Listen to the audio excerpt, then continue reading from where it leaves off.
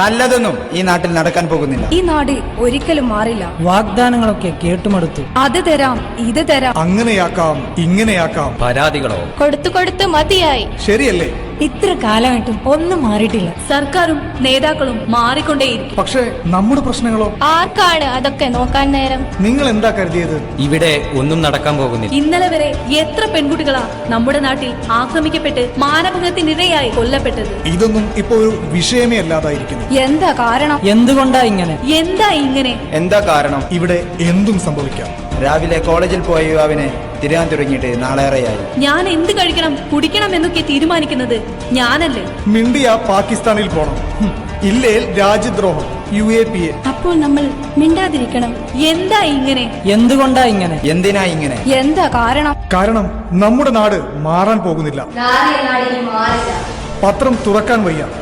അക്രമം, കലാപം, കൊള്ളിവെപ്പ്. കുട്ടികളെന്നോ വൃദ്ധരെന്നോ സ്ത്രീകളെന്നോ വ്യത്യാസമില്ലാതെ ആക്രമണങ്ങൾക്കിരയായിക്കൊണ്ടിരിക്കുന്നു. നാട്ടിൽ ജീവിക്കാൻ പറ്റാത്ത അവസ്ഥയായി. 1 മണിക്കൂർ കൊണ്ട് നമ്മളെല്ലാം മറക്കും. എന്താ കാരണം? ഇവിടെ ഒന്നും നടക്കാൻ പോകുന്നില്ല. ഒന്നും മാറാനും പോകുന്നില്ല. നടിമാർക്ക് പോലും ദുരാനുഭവങ്ങൾ. അപ്പോൾ സാധാരണക്കാരന്റെ കാര്യം? രാജ്യത്ത് ഒരു MP മരിച്ചിട്ട് മൃതദേഹത്തോട് പോലും അവഹേളനം. രാപ്പകൽ അധ്വാനിച്ച് പണം കിട്ടാൻ പൊരിവേലത്ത് ക്യൂ നിന്നത് മറക്കാൻ പറ്റൂ? അധ്യാപകർ, കുട്ടികൾ, അമ്മമാർ, നമ്മുടെ സഹോദരന്മാർ, നമ്മുടെ കൺമുന്നിൽ കണ്ട അരും കൊലകൾ മറക്കാൻ പറ്റുമോ നമുക്ക്? കാഴ്ചക്കാരായി മാത്രം നിൽക്കേണ്ടി വരുന്ന അവസ്ഥ. എന്താ ഇങ്ങനെയൊക്കെ? എന്താ കാരണം? എന്തുകൊണ്ടാ ഇങ്ങനെ? ഈ നാട്ടിൽ ഇപ്പോൾ എന്തും നടക്കും. നമ്മുടെ നാടും മാറും. വരും ആ മാറ്റം. എല്ലാ പ്രശ്നങ്ങളുടെയും അവസാനം തുടങ്ങുകയാണ്. ആ തുടക്കം നമ്മുടെ കൈകളിലാണ്. തുടക്കം നിങ്ങളുടെ കൈകളിലാണ്. ഈ ഏകാധിപത്യ ഫാസിസ്റ്റ് ശക്തികളിൽ നിന്നും വേണം നമുക്കൊരു മോചനം.